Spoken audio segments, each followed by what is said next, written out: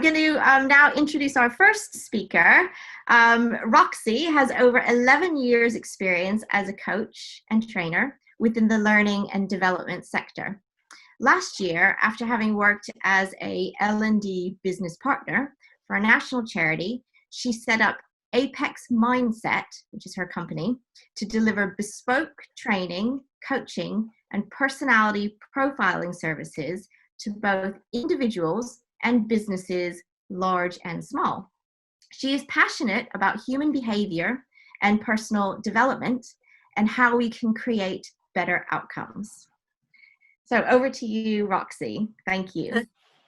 Lovely, thank you. Thank you, Meg, for the introduction. Hello, everyone. I was going to share some slides, so if that's okay, I'm going to share my screen with you briefly. So, yes, thank you, Meg, for the introduction. I thought that before I get into personality profiling, which personality preferences, which I will be talking about today, and how we can build better relationships by understanding others, I thought I will share with you a personal story. This is me and my friend in Poland. I grew up in Poland, in a small town. We've been friends for years. We met when we were 7, and we lived together for about a year when we were 19. And at the age of 20, I moved to the UK. She moved to Warsaw, and we kind of drifted apart. And what I've noticed that after we moved to different countries, you know, I was the one who was always initiating our relationship. I would be the one who calls her. I would be the one who would fly over to see her. And after a while, I became really frustrated. And I thought, hang on a minute, why is it that it's always me initiating contact? Why is it that I make an effort and she didn't? And I started taking things personally, and I became a little bit resentful. And I thought, well, you know, it takes two to tango. Why can't you be a little bit more like me? And you know, it only when I became aware of personality preferences, when it came to me apparent that actually it was nothing to do with me or her. It's just that we were approaching things differently. We approached the situation differently. So that gave me, I finally understood that, that, you know, we had a strong relationship, it's just that we had to approach it slightly differently. And I'm sharing this with you because you probably can associate or maybe think of situations where you said something and you were not understood, or where you became frustrated with maybe somebody acted and their patterns of behavior. And you thought, well, why can't they be just more like me? So this is where personality preferences come in. Understanding that gives us a huge insight into how we can build our relationship more effectively. So just to give you a little bit of history about personality traits. Personality traits theory goes back to ancient Greece, and then throughout centuries there were a lot of psychologists and people who were expanding knowledge in personality traits and behavior theory. And in 19th and 20th century, there was a lot of work done by Carl Jung, who was a Swiss psychologist. And he laid foundations to Myers and Briggs, who were mother and daughter, hence the name Myers-Briggs Type Indicator, which is a tool that helps people understand their preferences and their type, why they behave in a certain way, why they communicate in a certain way. And I'm not going to go today into personality profiles and types because I only have 20 minutes, and that is a topic we can talk days about. So I will very briefly be scratching the surface and introducing you to different pairs of preferences that will give you an insight into, you know, communication and where we get our energy from, and that can hopefully give you some appreciation for differences within us and with other people. So what do I mean by preference? And this is when the pen and paper comes in. Can I please ask you to write your signature?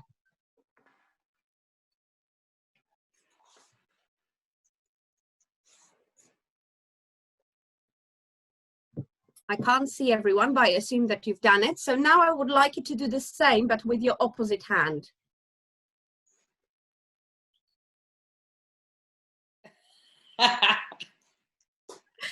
Okay, so probably when you wrote it the first time around, it felt natural and easy. You didn't have to put more effort into it. It was, you know, you didn't think about it. The second time around, probably it was a bit harder. You have to put more effort and energy into it, and it was more difficult. When we talk about our preferences, we talk about things that come easy and natural to us, things that we do without thinking. Now, let me ask you this. If you, for example, broke your preferred hand, so the one that was easy for you to use, and it was put in a cast for 2 months, and you had to use your other hand, what would happen to your hand would be probably that it would become stronger. It will be a little bit more natural to use it. However, when you take your cast off your preferred hand, it's very unlikely that you would go back, you would stay with your non-preferred hand. You would still go back to the one that was original hand that feels very natural. So this is when we talk about preference. Preferences are things that come easy and comfortable to us, when they tell us about what we find most energizing and comfortable to do. Now, there is no right or wrong, good or bad preferences. They are all equally important, equally good. Sorry, I'm just thinking whether I can move this panel slightly so you can see my... hang on a minute. Sorry, I want you to see my screen. But anyway, I will just... I can see it, Roxy. I don't know how others can, but I can see it very clearly, if that helps. Oh, can you? Yeah. Oh, okay. All right, sorry. Okay, now I've messed it up. Okay. All right, so there is no good or bad, no right or wrong. They are all very important and very good. And we are able to use all preferences. So you know, if you look at your signature, you are still able to write your signature. It's just that it doesn't come naturally to you. But if you put more work and effort into writing with your opposite hand, it will become easier. Now, I will be introducing you today to 4 pairs of preferences. So in total, there will be 8 preferences. And while I introduce them, I want you to just kind of think to yourself, which one is more natural to you? Which one applies to you a little bit more? But one thing to remember is that preferences themselves, just by themselves, will not give us the full understanding of someone, but they will help us appreciate and understand those differences. Those are the differences. These are the 4 pairs that I will be introducing you to. And don't worry about this slide because I will go through every single one in more detail. But we will be looking at extroversion and introversion, sensing and intuition, thinking and feeling, and judging and perceiving. So let's start with extroversion and introversion. Extroversion and introversion, very often people assume that it's something to do with social confidence. It's not. It is about where do we get our energy from. So for example, if you have preference for extroversion, you will be energized by external things. You will be energized by people. You will be energized by environment around you. You will be energized by talking things through. So if you have an idea, for example, it will be about talking this through, which will actually energize you rather than thinking it through. People who have preference for extroversion, they tend to act before they think. So if you, for example, are in the meeting, you might catch yourself leaving the meeting and saying, oh, I wish I didn't say that, because you would say that before thinking. Somebody who has preference for extroversion, they might have lots of different interests. On the opposite, we've got introversion. Somebody who has a preference for introversion, they gain energy from internal world of reflection and thinking. They prefer to think things through rather than talk things through.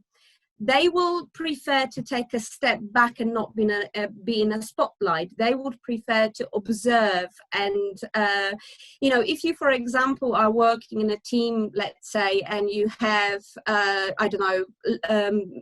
drinks after work every night, somebody who has preference for extroversion, they will love it because they are around people and they get energy from that. Somebody who will be going to those drinks or meetings who has preference for introversion, their energy will drop. They will have to go home and be on their own to recharge. And if you think about current situation and COVID-19, when the whole lockdown happened, people who have extroversion preference, it's the worst nightmare because they are taken, their environment and people have been taken away from them, their team, etc. Where for introversion, maybe that works really well because they're on their own. However, for example, my husband has preference for introversion, and being around with just me and kids at home means that he can't go away and have space for himself necessarily, which also can be draining for introverts and introversion preferences. So the next pair of preferences is sensing and intuition. And this is what I would like you to do.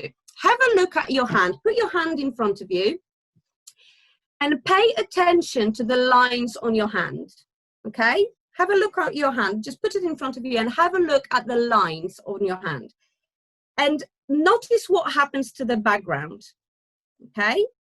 It's probably blurred and the hand stands in focus. Now, if you focus on the background, what happens to your hand?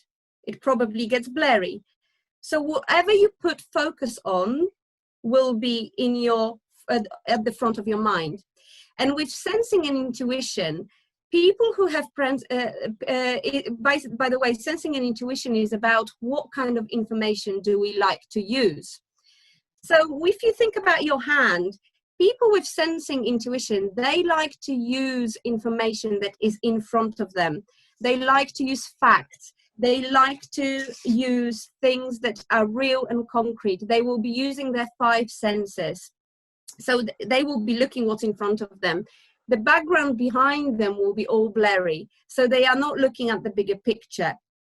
So if you look at this, for example, so somebody with sensing intuition, they might look at this picture and they go, oh, it's mess. And I can see colorful blocks and maybe majority of blocks is red. If you have preference for intuition, you will be looking at the bigger picture. So you might be thinking about what can I build with those blocks? What are the possibilities? You anticipate more into your imagination and your future and focus on patterns and inspiration and theories rather than what's in front of you and facts. So someone with intuition might sometimes overlook the fact, but someone with sensing might overlook the bigger picture and the patterns. So you can see how those are already, you can see how they are different. So another pair of preferences is thinking and feeling. So thinking and feeling is about what process do we use to make decisions. So when we use thinking, we use our head. When we use feeling, we use our heart. But we have to remember we can do both. Thinkers can feel and feelers can think. It's just that if I refer back to that handwriting, which one is the first one that you will be drawn to? Which one will come to you more naturally? Because that's the one that will be the process, the preference that will drive you. So if you have thinking preference, how you make decision by applying logic, by applying analysis, by focusing on tasks, by using cause and effect analysis to make decisions. If, for example, there is conflict, let's say, in order for you to understand and make a decision about it, you would step out of the situation because you want to look at things objectively. You want to step out and look at things from far away, objectively. Where somebody with preference for feeling, they would like to step into the situation and understand viewpoints and other people, because they focus on people and values. They apply individual values to make their decision. They seek harmony, so people are very important to them, and they will put people before task, where people with thinking preference will put task before people. So it's how they decide. For example, somebody with thinking preference, when they give feedback, they might actually focus on critique and what can be improved, where people who provide feedback who have feeling preference, they might provide feedback based on what went well, and also the praise and praise and focusing on what has gone right for the person, what the person did well. Okay, so we have the next pair is judging and perceiving. And it has nothing to do with being judgmental or perceptive. It's just a name that is used for those preferences. Judging and perceiving tell us about how do we deal with the world around us. So, for example, somebody who has a judging preference, they like to deal with things in a very methodical and analytical way.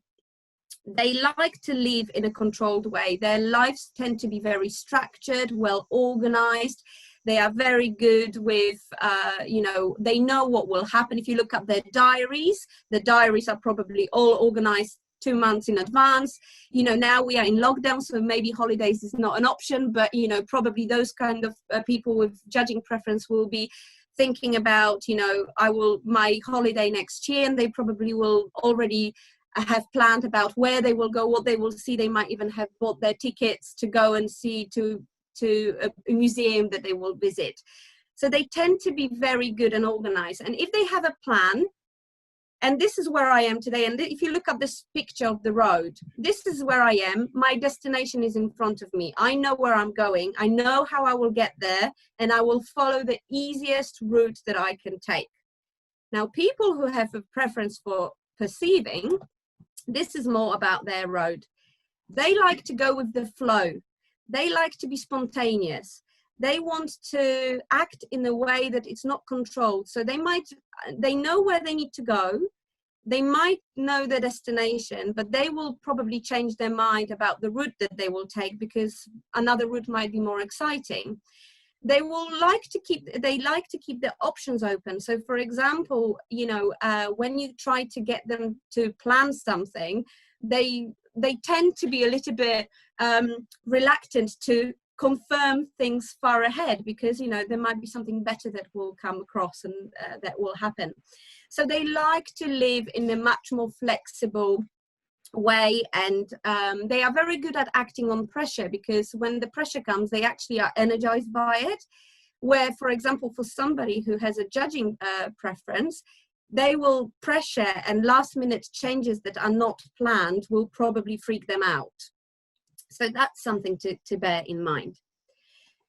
So let's think about, how we can work with different preferences. How can we support? How can we understand them a little bit better? Now, my advice for all of those preferences, as I said to you before, you can't assume that you know somebody's type. We can't have a depth of information without actually knowing what people's preferences are. But having conversation, asking, being interested and observant in how people act, how they behave, how they communicate, can already give us a little bit of insight. But we have to be very careful not to fall into the trap of assuming and boxing people out and thinking, oh, you are an extrovert or you are an introvert. Because actually, sometimes you can be very, I don't want to go too deep into, go off track, but you can be an introvert who is very extroverted. But that's another story. So we can't assume that we know what they are. So having conversations, if you have a client, for example, and you are developing relationship with a client, and let's say that, you want to have some catch-ups, ask them, would you rather meet face-to-face or on Zoom at the moment, or would you rather communicate by email? would you would you like us to have a look at long-term plan, or would you prefer to just take things as they go? And that kind of question those kind of questions will already give you information about their preferences and how you can support them and how you can build better relationships. But one thing I would say is we can't mold people to be more like us. And this is going back to the story about my friend. I couldn't change her and make her to be like me and force her into behaving the same way. But when you have the knowledge of preferences, and if you can appreciate those differences, you can flex and adapt. And it's about you flexing your behavior, your communication, to build those better relationships. And if you have a team, for example, you can do the same with teams. It's not just on a personal level with relationships at work and at home. It can also be on a, in a bigger team. I don't know whether any of you work in big teams, but you can understand individuals and you can see that differences complement each other. And if you are not good at something, if you are not good at, maybe, I don't know, you are not very extroverted, but you are in a role where it requires you to be out there networking and going and talking to people, then maybe get somebody from your team who is better at it and do it rather than you, and you do what you are good at. So we need to think about how we can flex and adapt. But what I would like to leave you with, there is a very famous saying, treat people like you would like to be treated. Well, actually, if you want to make a real impact and if you want to get the most out of people, then treat people they like to be treated, the way they like to be treated. And that's when you will see huge changes and big impact. Thank you. Thank you so much, Roxy. Actually, we do have a couple of questions in the chat, but I wanted to ask you if you would mind giving kind of like a real life example of how you help businesses or business people to do some of the things that you've been that you talked about just now in order to create like a better working environment, or perhaps it's when they're looking to hire people into their team or whatever. But yeah, maybe just like a real life example of how you help. Yeah, no problem. I'm just going to stop sharing my screen because then I can see you better. That's great. That's better. Okay. Yes. So, for example, one thing that pops into my mind, there was a company that I did profiling to, where their organization was merging with two other organizations. So there were 3 organizations coming together. And it was actually, I did profiling for the executive team. And as you can imagine, big personalities, people think, well, my way of working is the best way. And those 3 companies merging together, there was a lot of friction and a lot of conflict because people wanted to do things their way and they thought that their way was the best. So I did MBTI, and we basically what we worked on, and I wasn't really sure how deep I can go into this today, because obviously with the amount of time that we've got given.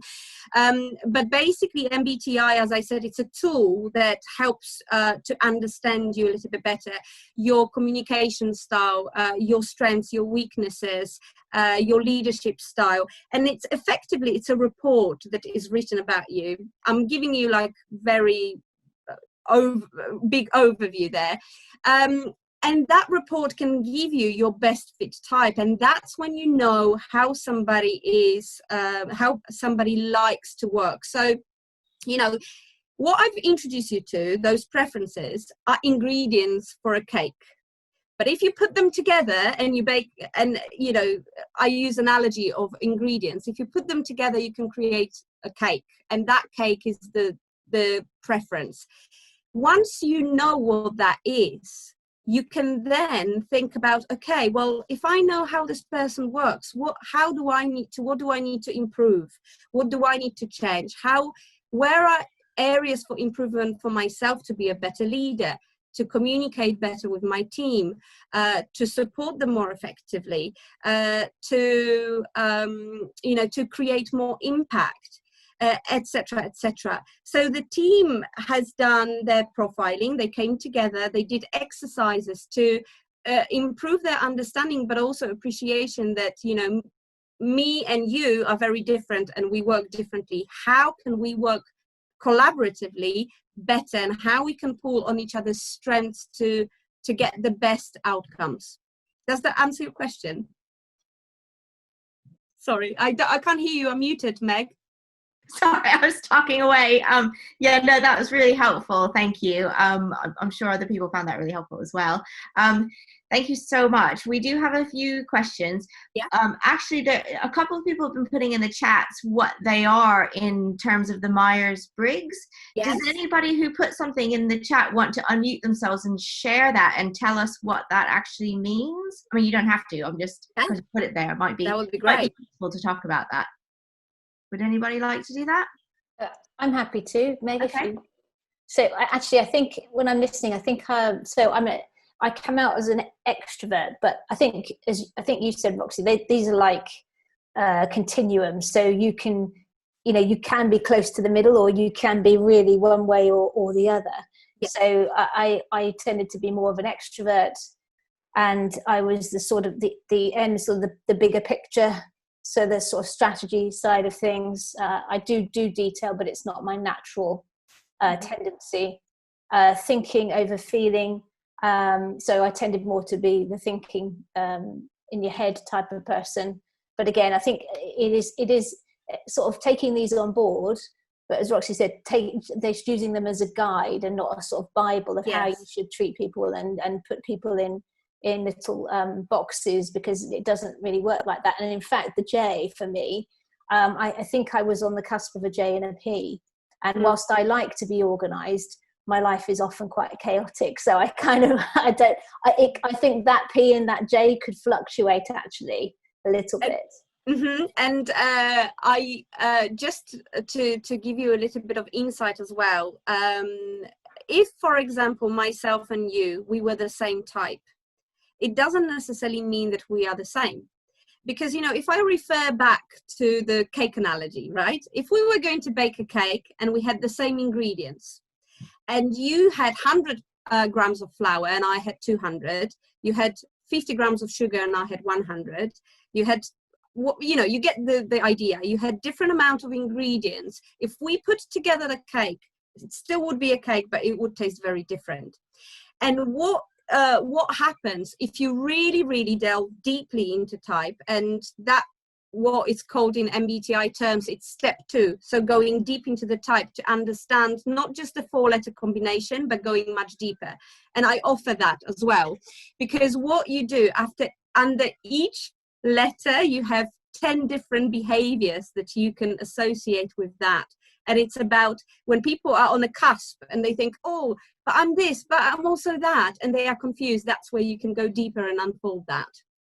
But yeah, that's a bit complicated.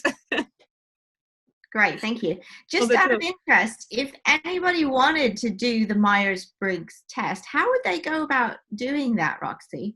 So you have to, you can't, you sometimes when you go online and you type in, by the way, it's not a test, because test we can fail, and it's a questionnaire. And I highlight that because when people hear word test, they switch off. It's like, oh, I'm being analyzed, I'm being tested. No, it's about answering questions.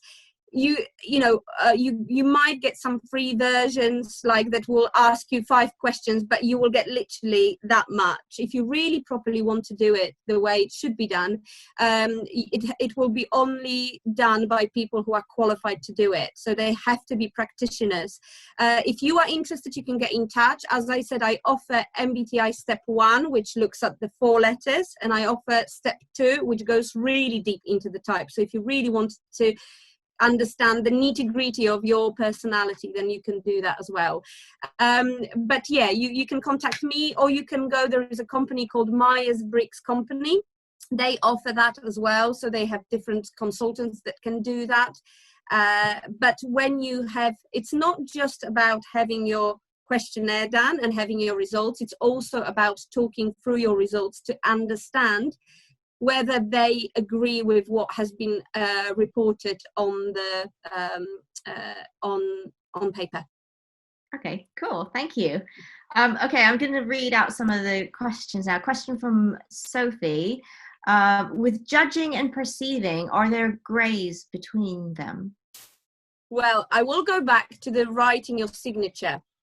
There will be, and this goes back to what Sarah said as well, that you can feel like you are on the cusp, and you might be disorganized and get frustrated with yourself when you are disorganized because you want to be organized. And you can be really organized and frustrated with yourself that, oh, why can I just not be more spontaneous? You will always be drawn to one more than another. There will be, if I go back to that handwriting exercise, you will always refer naturally to one more than another. But you might be, if you are really on the cusp and you are really confused, it might be because you might be in preference of judging, but the facets and the behavior behind it might be out of your preference. But that's where it's going a little bit deeper. So yeah, so they are very different. And you can be in the middle, but there will be always one that will overtake the other. Oh, okay, great, thank you. By the way, Roxy, afterwards go through the chat because there's some nice comments. Yes, I will do.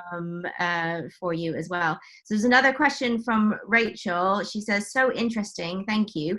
Do you have to be introvert or extrovert, or can you be a mix? You've kind of sort of talked about it a little bit. You might, I will give you another example. Let's say you feel that you are, you know that you are you have preference for introversion, and you are going for a networking meeting, and you are going with another person who has the same type. One of you might find it very difficult to go and approach people and talk to them because they find it uncomfortable. The other one of you may find it absolutely fine. It's just that one of you might be in your preference and one of you might be out of your preference. So, they are very different, but sometimes you can always do both. You are able to use your both hands. You are able to use your extroversion and introversion, but there will be always one that will take over when you think about how you energize. Is your idea of hell being stuck at home on your own, or is that your heaven? Is that, can you be on your own for a long period of time without talking to someone? That might give you some indication. Great, thank you. Hilary, you said something really interesting. Do you want to unmute yourself and just say what you've said in the chat? Because I think people would find that quite interesting, actually. Sorry, I haven't seen the chat, so I can't see any of the comments and questions yet. Yeah, so we did Myers-Briggs many years ago when I was at work, and I was a team manager, and I used to sit in team meetings and so I've got my video stopped as well, haven't I? And couldn't understand why people were faffing around so much. So I'd wait for them to all finish and go and sit there and go, why don't we do this? And they go, oh, that's a really good idea.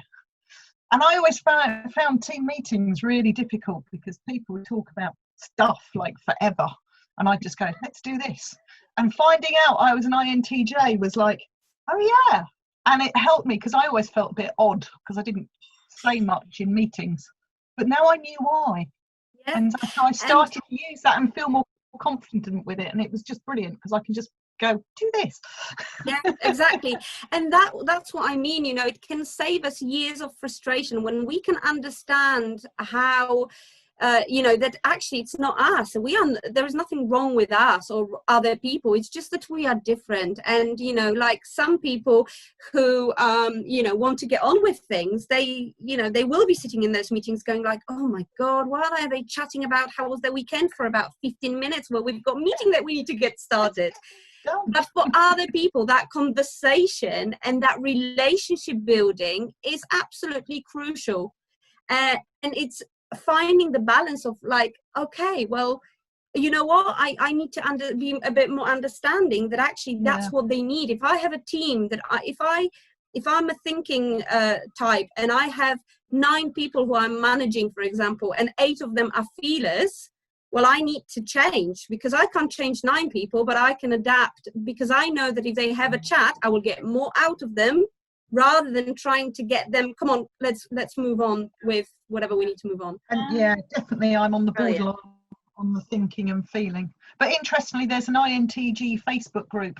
And if anybody's ever watched House, the medical series, House, who's quite an interesting character, is an INTJ, and he's kind of like the mascot.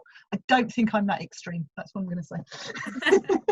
So we've got 2 more questions. One is from Diana, because I can see her raising her hand, but you're muted. And then the other one is from David, which I'll read out after Diana asks her. So unmute yourself, Diana. Yeah, just chipping in that I've only actually, although I've been aware of my profile, I think things are still coming out, and I've only recently realised how much I hate people thinking aloud.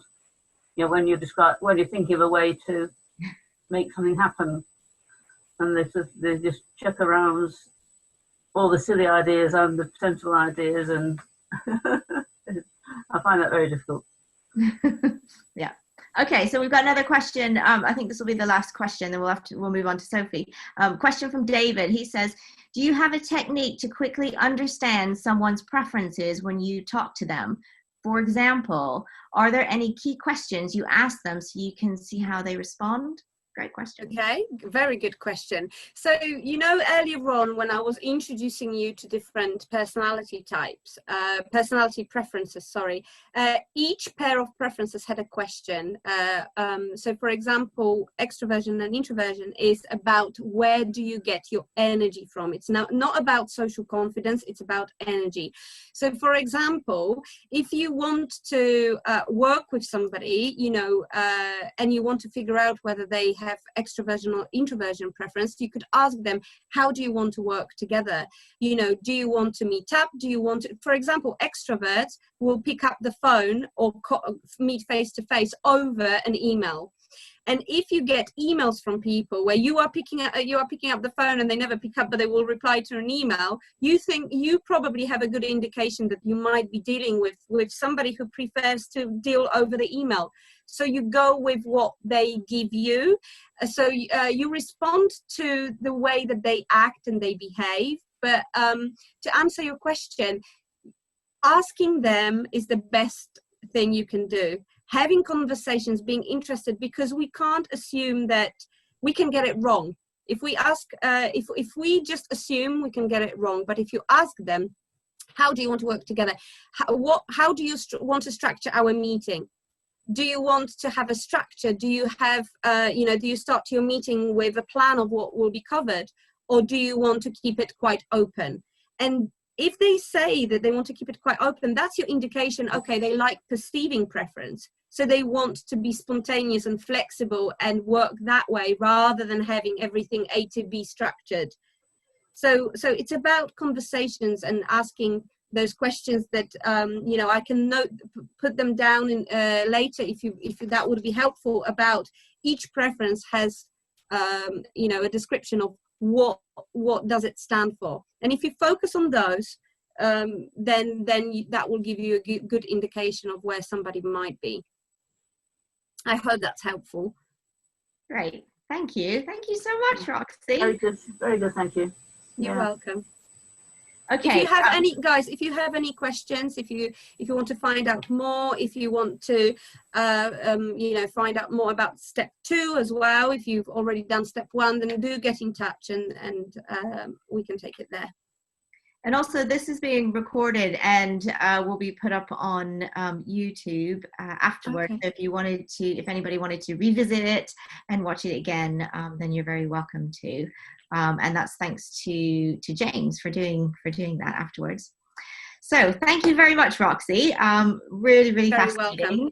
I'm going to move on to Sophie now. I'm going to introduce Sophie. I've actually known Sophie for a long time. We've been friends for a long, long time. It's been like, nearly 10 years now, I think? Oh, yeah, definitely. Yeah, and finally, she's coming in and speaking at an event that I'm running. So fabulous. So Sophie is a brand and event photographer who loves to capture human connection. She's had an interesting few years collaborating on an inspiring book called Generation Share, which was published last year. During the COVID pandemic, she has started a new collaboration called 2020 Vision Project, and she's going to tell us all about that right now. Oh, thank you so much, Meg. I'm really honoured to be invited to talk here. So yes, I've got a story to tell you, and the story is how a spontaneous Facebook Live became a nationwide project, 2020 Vision Project, and how we really wouldn't be anything without collaboration. At least I know I wouldn't. And it's very interesting, Roxy, hearing about what you had to say of the different personality types, because the collaboration with the different people that I've had and the collaboration that I have now and dealing with different photographers, it's very interesting food for thought. So I'll also be talking about how the visual stories can inspire and create positive influence. So I'm going to start my slides here. Oh, I've got to share my screen first, haven't I? Here we go, share, and make sure it's the right screen. And I press that button, and there we go. So there we go, there's a screen shared over there. You can see, there we are. There's me, well, my logo and Vision Project and Generation Share and how these things come together. But I want to talk about 12 weeks ago, and I've been sifting through photos with lockdown being imminent and thinking, I now have time, all the time in the world. I can finally, you know, okay, shoots are being postponed. That's not very nice, but at least I can get my website sorted out. I've got, you know, I've got stuff that I can do around the house. It's going to be great. And I sifting through these photos, and I came across some work that I'd done as an artist in the healthcare sector from about 20 years ago. And it included photos of hospital staff who were working in Brighton General Hospital, and these got exhibited on the walls. Now, later that night, and remembering this is 12 weeks ago, I had an idea which burst out of me about 2 a.m. With the echo of the applause that we were all giving on Thursday at 8 o'clock, the appreciation that we all have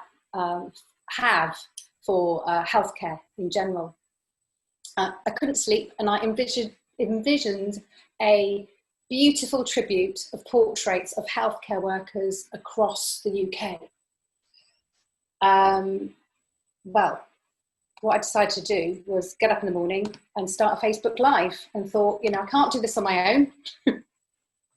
I'm up for a collaboration, maybe other people are. So I asked people to join me.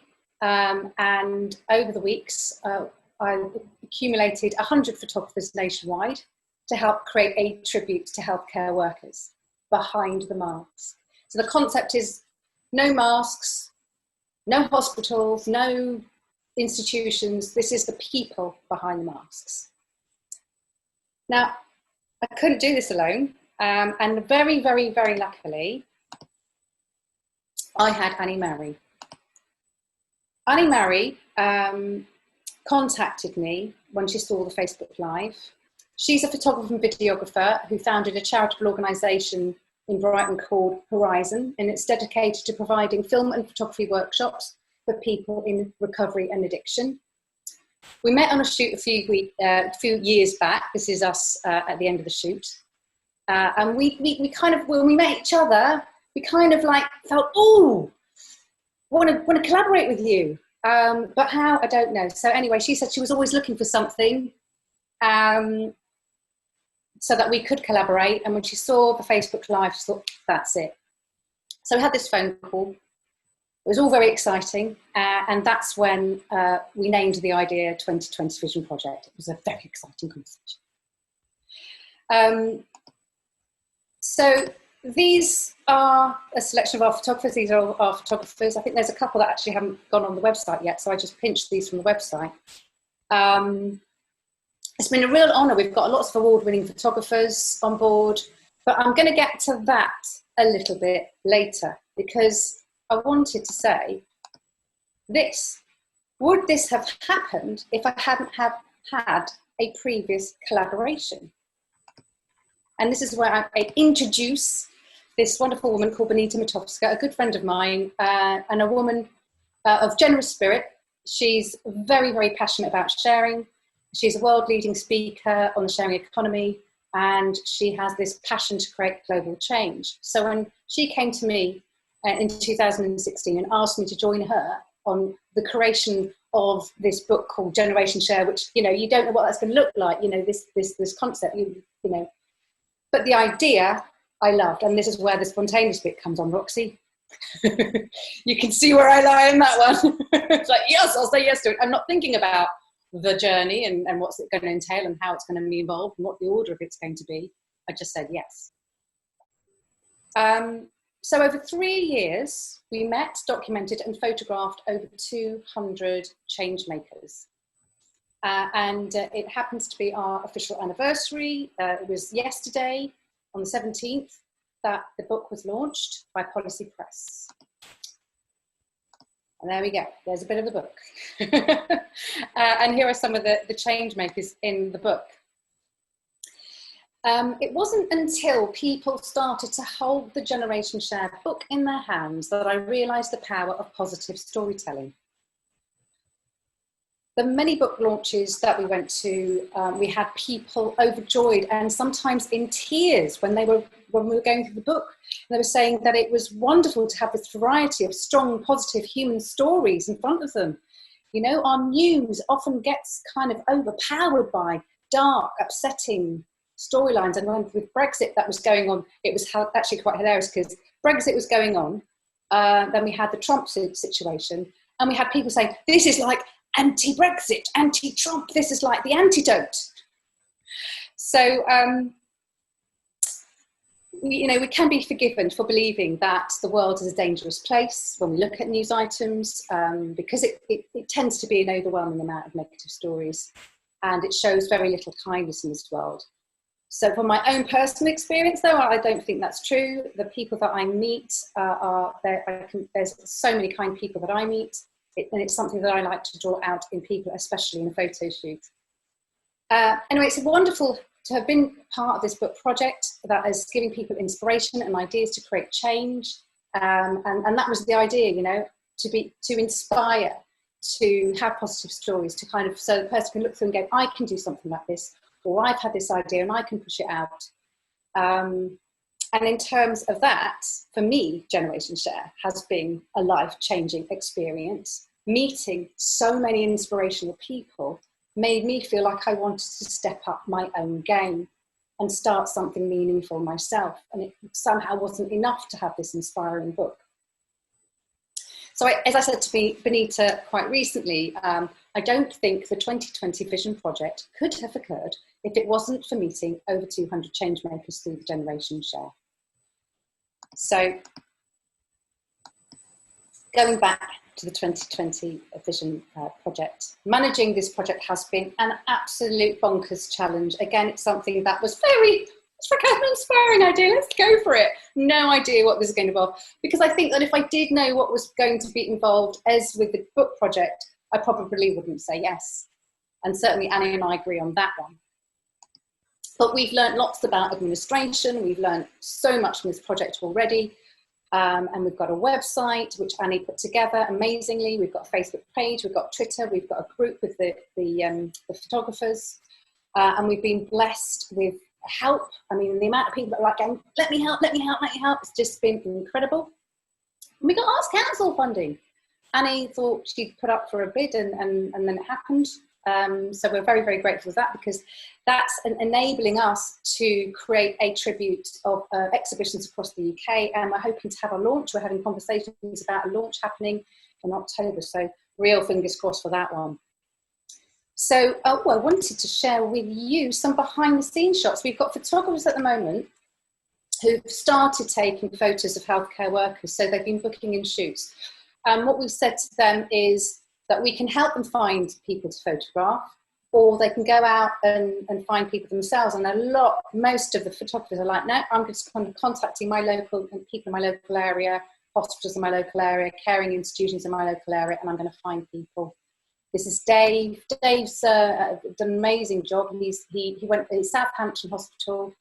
He got in touch with, and he's been photographing healthcare work. Well, he's been photographing cleaners, maintenance workers, because there's stories there that healthcare goes across the board. We've even got a photographer spoke to yesterday who said she's talking to some scientists as well. So, here we go. So, another lovely to be working alongside Marie Curie. I really wanted to mention them because it also connects with Generation Share, because I met Hayden at a Generation Share book launch in Edinburgh, who works at Marie Curie, and said, "Can we be involved?" And I said yes.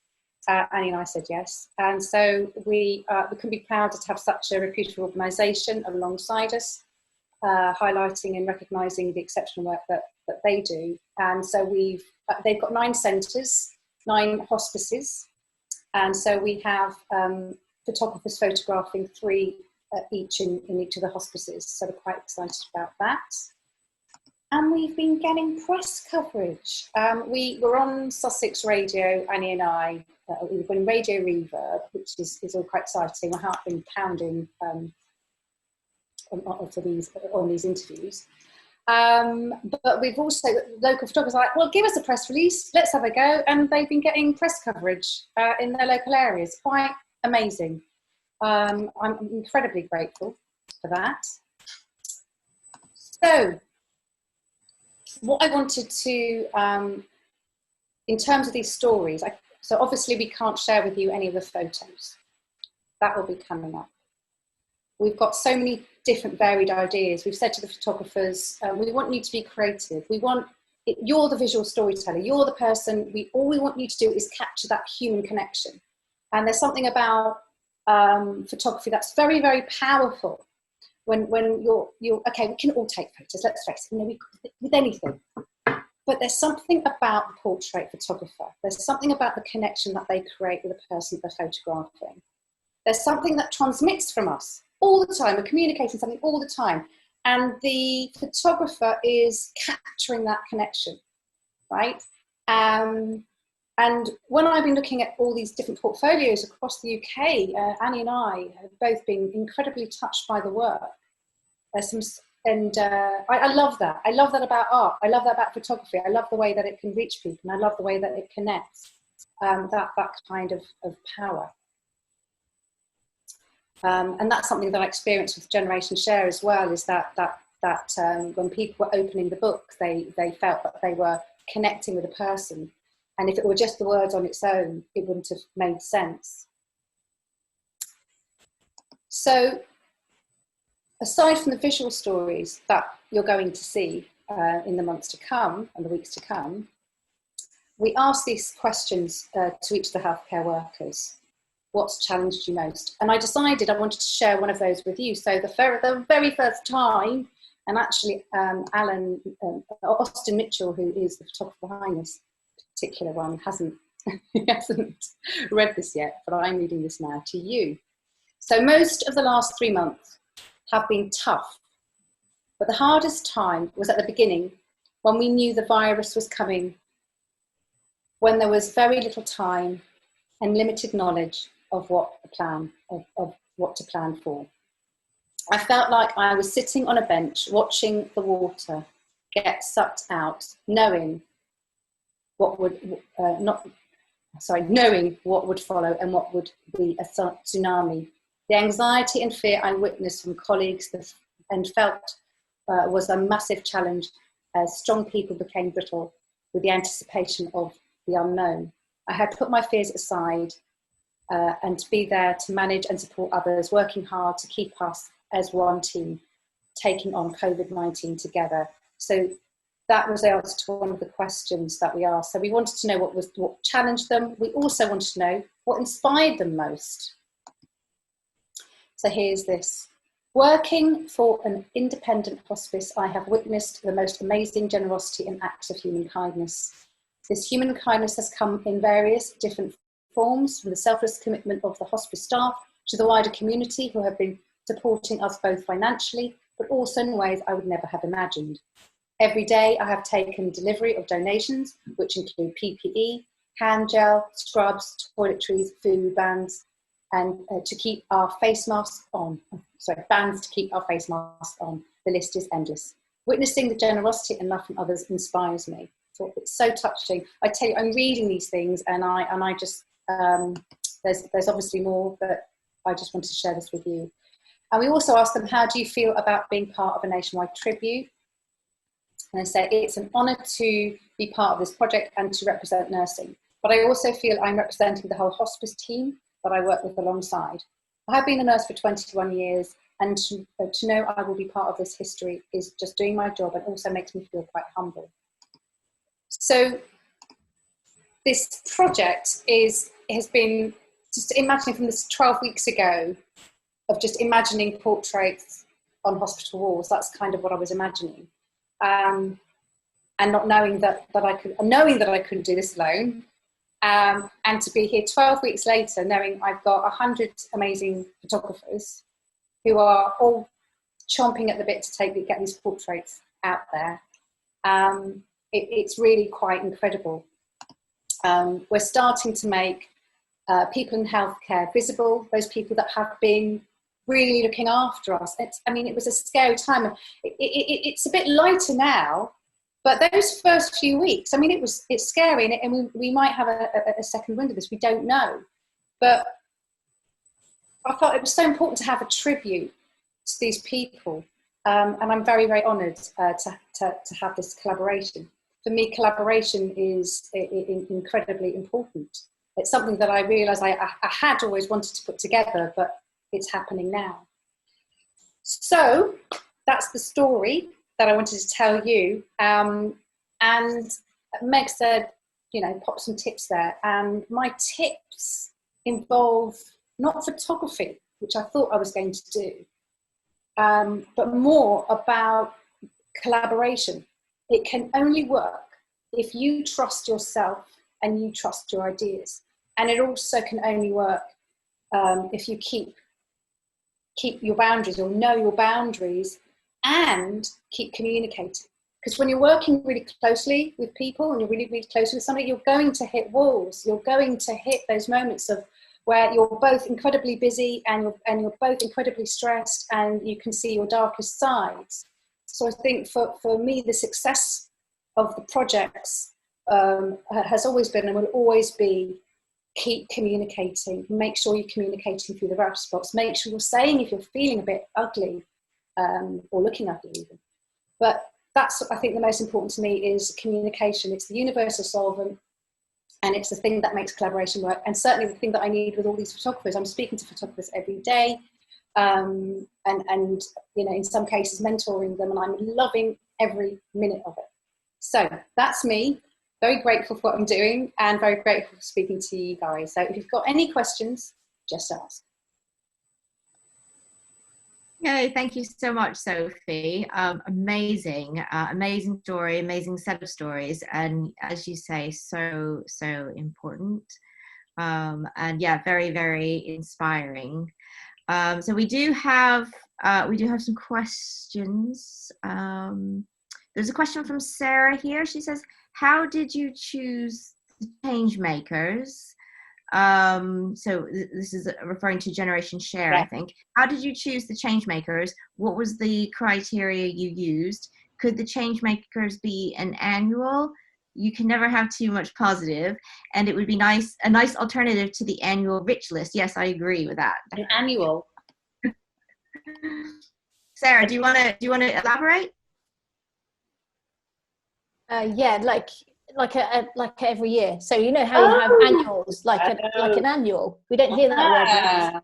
I used to get them at Christmas. So just to give you, so I'll answer your question in terms of how do we choose the change makers. So Benita, being somebody who was very much a public speaker with the sharing economy and meeting people within. So if you don't know what the sharing economy is, it's just, ways of sharing there are many different ways of sharing that we have, and it's sort of from time sharing or clothes sharing or swapping and all that kind of stuff, and it can involve money and it might not involve money and it might involve somewhere in between. So it's we wanted a variety across the board. Benita initially had contacts that she'd met, you know, amazing people anyway. So I said, well, that's a good starting point. And then we had things happen, like one beautiful example is Artinaic. And Artinaic, this is what ended up us going to Mumbai, but Artinaic got in touch with us on LinkedIn.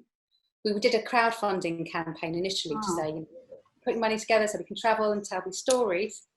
Artinaic from a slum in Mumbai contacted us and said, I am a change maker. I am Generation Share. Please come to Mumbai. I've built a slum school here, and please come and tell my story. So we couldn't say no to that. So we ended up going to Mumbai and finding stories. We also got in touch with Unlimited India and found some incredible stories that way as well. In fact, three stories in Mumbai are because of Unlimited India, a non-profit organisation there. And then I met somebody on a train, told them about the project. They said, oh, you've got to meet Natasha Wood. And I said, who's Natasha Wood? And so we got our laughter sharer. So we've got all kinds of sharing. And so as we continued on, we're like, oh, we need somebody that shares this kind of thing, or somebody that's involved in that kind of thing. So that's how we built the change-making stories. Again, we wanted it to be as varied as possible. Now, in terms of an annual and that kind of thing, yes, I get that. The point of Generation Share is to show examples, because when we were doing our book launches, we found that there were so many change makers that could equally been in the book, and so many people that I meet that could equally be in the book. But it's just examples of, so out of it you can be inspired and go, right, you know, why not do this? Why not this crazy idea that I've got in my head? Why not? You know, I want to inspire those crazy people. Does that answer your question? Yes, thank you. I'm sure you do inspire all those crazy ideas. Okay, there's a comment from Hillary. She says, I'd love to get involved with this. I am a volunteer with the ambulance service. Hillary, do you want to unmute yourself and say something about that? It's also meant to be the Hillary show. I'm a volunteer with the ambulance service, have been for 12 years. So I respond to 999 medical emergencies in my local community. Obviously COVID hit, and because of the PPE issues, as volunteers we were all stood down, but we took up other roles. So I've been going in and taking temperatures of all the staff going into the control centre for the ambulance service in Crawley. I've done phoning people up with their COVID-19 test results. That's a fun job. We've had people doing welfare trucks because the hospitals don't want the ambulance staff going through the hospital to get teas and coffees. So we've done welfare trucks. Other volunteers have been doing things like cleaning ambulances, taking kit around, which wouldn't, you know, we need extra hands to do, because like any employer, the ambulance service too had a load of people who had to isolate or were in at-risk categories. And so while they were getting around how you suddenly get a huge number of people working from home, and a lot of people were people who were on the road. So us volunteers put our hands up and said, hi, we're bored now. And, you know, basically at the point when they wanted everybody to sign up as NHS volunteers, we were being stood down. So we have a slogan now going, volunteering for the NHS, before it was trendy. Hillary, that's amazing. Are you based in Worthing then? No, I'm in Horsham, but there's responder groups all over the place, all over the country, all different trusts and everything. So well, we've got photographers in the South Coast who probably haven't finished booking their slots. Yeah. We've asked most photographers to go for up to 6 people that they're photographing, and as far north as Aberdeen. So it's quite exciting. Hillary, let's keep in touch. Okay. So we maybe pop your number on the chat or something? Yeah, can do. Now, along the same sort of lines of that, but on the photographer side, are you closed now to photographers, or are you accepting other? So like if photographers wanted to get involved, or if we know a photographer that we think, oh yeah, they would absolutely love to be involved, is that an option at this stage, or is that not an option? No, we actually have a reserve list now, and we've got a bit over 100 photographers. And Annie and I, God, if we get any more, we can't manage this. It's quite a lot to manage 100 photographers, and we know that there'll be some dropouts. So we've got a reserve list because there's some people that unfortunately have gotten unwell, or they feel it's too much for them to manage, or just, you know, there's one that's moving to France. So things like that do happen. But so if we've got a reserve list just in case there's, you know, pockets of people that need to be photographed, that are great stories. So sorry. Okay, no, I was just asking. I thought, yeah, need to be asked. Okay, another couple of questions for you, Sophie. There's one from James, and he says there's a parallel with Humans of New York, which emphasizes the extraordinary stories in normal people. Have you thought about making film series out of this too? You'll have to ask Annie about that. So she's probably listening to this going, "Oh, what a good idea," because we've spoken about Humans of New York. We love Humans of New York. And watch this space is all I can say. I know that Annie and I are not going to stop collaborating. In fact, I'm now on the horizon, and on the horizon, on the Horizon project, I'm a tutor, officially a tutor to that, photography tutor to that. So that we're certainly going to continue our collaboration. And who knows, 2020 Vision Project has got legs. Cool. Awesome. Sounds great. Okay, thank you. And then another question here from Rachel. She says, sorry if you said this, but will it become a gallery exhibition or a book? Both. Oh. So the gallery exhibition was the very first idea, and Annie was like, we should put a book together. So I'm thinking, what, another book? What do you think? But you know, actually, wouldn't it be nice to have another inspiring book? To look through this book with the stories, you know, the feelings of how challenging it was and how inspiring it was in that book with the select people and the photography. Oh, I'm so excited. I'm sorry I can't share it, but you're in for a treat. Well, I think you said earlier that the launch is going to be sometime in October. Yeah, this is what we're working. We've got a venue in London, or there's a couple of venues that we're playing around with, but we're looking. I mean, it's all a bit crazy with the COVID thing, which was the whole point of the project in the first place. So, but that's what we're going for. So we'll keep you updated. We have a website, which is 2020visionproject.co.uk, and we also have a Facebook page. So please come and say hi and be part of the story, or follow the story, or whatever, add to the story. So yeah, my only other question is, how do we get invited to the premiere? We can talk about that later. Another question from James. Oh, James, you're there. I can see you now. What about football cards for schools? It could be a really interesting teaching aid. Football cards for schools? What you mean, sort of like the photos and these ideas? I don't know. Annie, what do you think? Are you listening? Should we talk about this later? No idea. I mean, why not? Let's see. Amazing. Thank you. Does anyone have any other questions? And also, Sophie, look back over the chat before we ring off, because there's some nice things that people are saying about as well. Oh, private messages. So if anyone has any other questions, just you don't need to put them in the chat right now. Just say them. James, if you wanted to elaborate on the football card thing, please do. I've got thank yous and lovely stuff like that, and I think I've covered the questions. And again, I really appreciate the opportunity of talking about this. I'm just talking about this. I'm going, actually, I can't believe it. I can't. Believe yeah, I'm sure. Yeah. Great.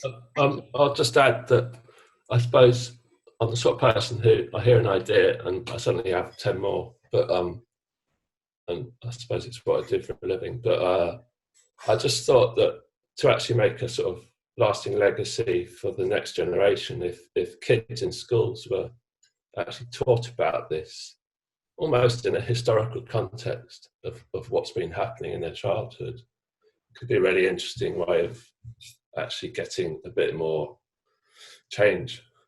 100%, James. 100%. Yeah, and also with kids, it's also that inspiring, and also even the most important thing about this is how we're impacted by healthcare.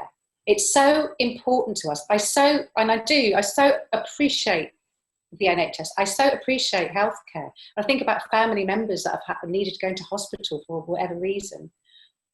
I'm just so appreciative, and there's been some incredible stories from friends who had to go to hospital through COVID, and the incredible stories that they've had. With the story of the photographer in Edinburgh was saying about a porter being quite instrumental in her healthcare. So without healthcare, where would we be? Honestly, I'm just very glad to be part of this project. There's 2 more messages. Is there anything else there? Just thank yous. Okay. Yeah, wonderful. Okay. But yeah, thank you all so much for coming. I know some people have had to go. Thank you very much, Sophie and Roxy, for your talks. Really, really fantastic. Loved hearing them, and look forward to catching up with you again later. And everybody else. So thank you very much. I think that's it.